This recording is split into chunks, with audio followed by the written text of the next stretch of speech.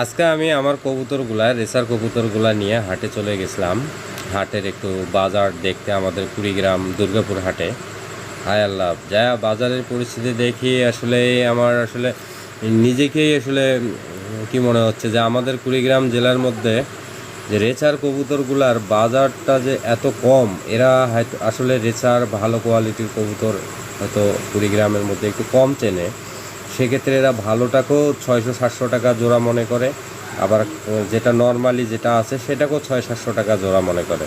আমি আজকে আসলে দেখে অবাক হয়ে গেলাম যে আমার আসলে এখানে 10 থেকে 12 জোড়ার মতো আমি রেসার কবুতর আসলে হাটে নিয়ে যাই একটু দেখি যে অনেক দিন থেকে হাটে যাই না, বাজারটা একটু কবুতরের বাজারটা একটু প্রদর্শনী করে আসি যে আসলে বাজার আগের চেয়ে ভালো উন্নত। কিন্তু বাইরে দেখলাম আমি, বাইরে মোটামুটি ভালোই কবুতরের বাজারটা আসলে কবুতরের যে বাজার আছে সেটা মোটামুটি বাইরে অনেক ভালো।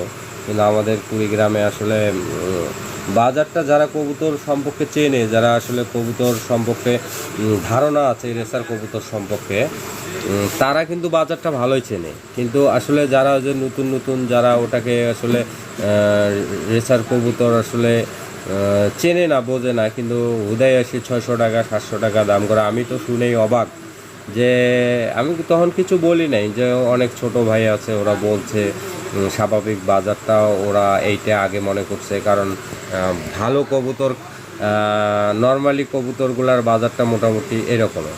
যাই হোক, সকলে ভালো থাকবেন। আমাদের কুড়িগ্রাম জেলার দুর্গাপুরের হাটের বাজারটা আপনাদেরকে আজকে পুরোপুরি দেখাইতে পারলাম না, পরবর্তীতে দেখাবো। ধন্যবাদ সবাইকে।